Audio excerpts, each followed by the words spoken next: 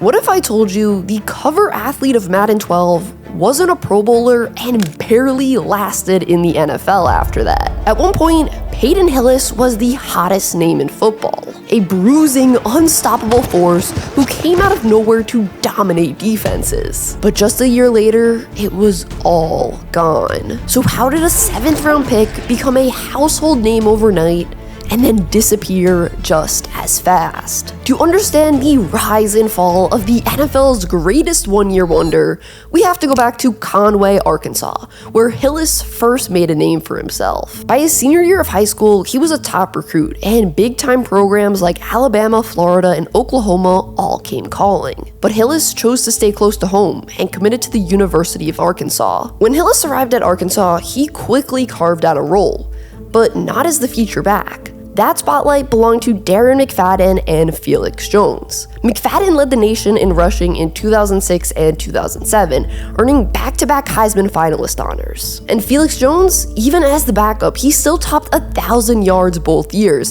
thanks to his blazing speed and big playability. It was one of the most dangerous backfields in college football. And right in the middle of it was Peyton Hillis, the unsung hero who made it all possible. He did the dirty work. He blocked, he caught passes, he ran when asked. He was the guy who made everyone else's job easier, and he excelled in that role. Hillis never rushed for more than 350 yards in a single season, but for a guy who weighed 250 pounds, he had surprisingly impressive hands. His senior season, he caught 49 passes for 537 yards and 5 touchdowns. Following the 2007 season, all 3 Arkansas backs declared for the 2008 NFL Draft. On draft day, Darren McFadden went early, 4th overall to the Raiders, and a few picks later, Felix Jones was taken 22nd overall by the Cowboys. But Hillis, he waited and waited. Round after round passed, and his phone stayed silent. Then finally, in the 7th round with the 227th overall pick, the Broncos drafted Hillis. To start the 2008 season, Hillis was listed as the Broncos' starting fullback. He saw playing time, but was really just used as a blocker. Throughout the first 7 weeks of the season, he only carried the ball 3 times. But then, in week 9, everything changed. In a game against the Miami Dolphins, disaster struck for Denver. Both their starting and backup running backs went down with season-ending injuries. And suddenly, Peyton Hillis wasn't just a blocker anymore. He was the next man up. And he delivered. Hillis stepped in and finished the game with 7 catches for 116 yards and his first career touchdown. The following week, Denver turned to their 3rd-string running back, Ryan Torian, as their starter. And for the moment, things looked promising. He was running well and moving the chains. But then, it happened again. Torian went down with an injury in the 2nd quarter, and just like that, the Broncos were digging even deeper into the depth chart. 4th-string running back Selvin Young stepped in to replace him, and you wouldn't believe what happened next. On his very first carry, he got injured too. Denver was out of running backs. Bobby Turner, the Broncos running back coach, walked over to his fullback with his hands on his head, a look of disbelief on his face. He looked at Hillis and said, "You're all I got. I need you to finish this game at running back." And just like that, the fullback became the feature back. Hillis didn't light up the stat sheet that day, but when it mattered most, he stepped up. Late in the 4th quarter, with the game on the line, Hillis helped lead Denver on a game-winning drive, doing the dirty work and moving the chains. And after that game, Peyton Hillis was named the Broncos' starting running back. In his first official start the following week, Hillis racked up 70 yards from scrimmage and scored 2 touchdowns. The next game, even better. He piled up nearly 100 total yards and found the end zone again. But it was his 3rd start where he really turned heads. Against the New York Jets, Hillis bulldozed his way to 129 rushing yards and a touchdown. And he wasn't slowing down. The next week, Hillis looked like he was on pace to shatter that 129-yard mark. By the 2nd quarter, he already had 58 rushing yards. But then, The injury bug that had already devastated Denver's backfield came for him too. After leaping up to haul in a high pass, Hillis was dragged down awkwardly. A defender landed on his leg, and he stayed on the ground in pain. The diagnosis, a torn hamstring. And just like that, his season was over. Also guys, I want to thank the sponsor of today's video, BetterHelp. BetterHelp is on a mission to make starting therapy easier. And to be honest, I myself have been to therapy before. I think a big misconception when it comes to therapy is that you only need to go when you're experiencing a rough patch. But I find that even when things are going well, it's helpful to talk to a therapist about what's going on in my life and how I can best achieve my goals. It really helps you see things in a new perspective that you might not have thought about before. Getting started with BetterHelp is easy. You fill out a questionnaire and they will match you with a therapist in as little as a couple days. If the therapist you match with isn't the right fit, you can easily switch to a new one at no extra cost. What's awesome about BetterHelp is that you can speak to your therapist however you're most comfortable, whether that be through messages, calls, or video. With over 7,000 reviews and a 4.3 rating on Trustpilot, BetterHelp is a platform you can trust. So click the link in the description or go to betterhelp.com/SheGotSports and get 10% off your first month of therapy. After the 2008 season,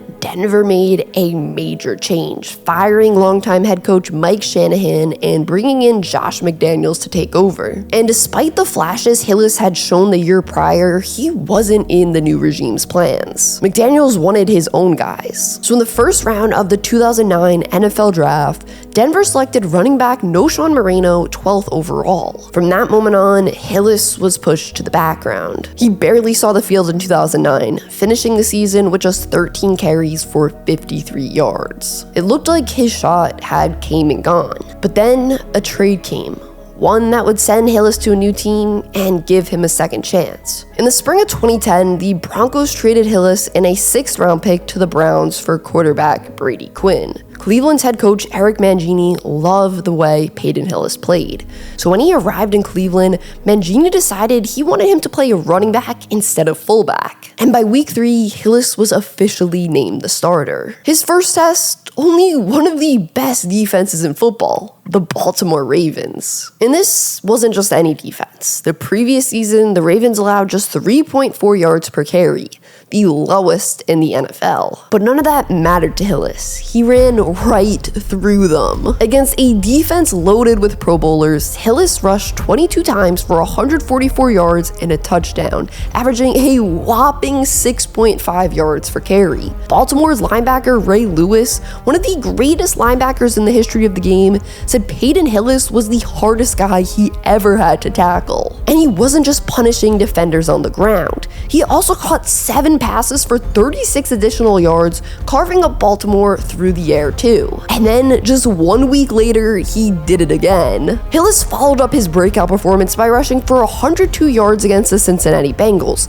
powering the Browns to their first win of the season. Then, in week 9, came the game that truly made Hillis a household name. The 2-5 Browns were hosting the 6-1 Patriots, who were led by my personal favorite version of Tom Brady, long-haired Tom Brady. I mean, he kind of looked like episode 3 Anakin. I don't know, it was just kind of a vibe, that style. Anyway, versus one of the best, if not the best team in the league, Hillis delivered a performance for the ages. He rushed for 184 yards and scored 3 touchdowns and added 36 receiving yards, finishing with over 200 yards from scrimmage. This historic performance propelled Cleveland to a 34-14 blowout victory that absolutely nobody saw coming. And here's the wildest part. That was only one of 2 losses the Patriots had that season. After the game, Bill Belichick went up to Hillis and said that was the best damn job I've seen in a long time. Over the next 2 games, Hillis racked up over 250 scrimmage yards and a touchdown in each, continuing to carry the Browns offense on his back. In week 12, Hillis delivered yet another monster performance,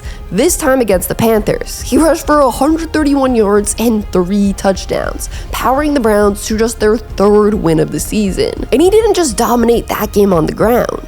He also caught 6 passes for 63 yards, finishing that day with nearly 200 total yards. Hillis was the entire Browns offense that 2010 season. He finished the year with 1,177 rushing yards and 11 rushing touchdowns. In the passing game, he hauled in 61 receptions for 477 yards and 2 more scores. Add it all up, and he totaled 1,654 yards from scrimmage, the 6th most in the entire NFL that year. But even after the season ended, Peyton Hillis was still making headlines. You see, EA Sports launched a fan vote to decide the next Madden cover athlete, creating a massive bracket with the top player from each team. Every week, fans would vote for which player they wanted to move on till one finalist remained. Despite Hillis being a 10 seed, Browns fans rallied around him. Week after week, he made it to the next round, beating out higher-seeded players like Jamal Charles, Matt Ryan, and Aaron Rodgers. Then came the final round.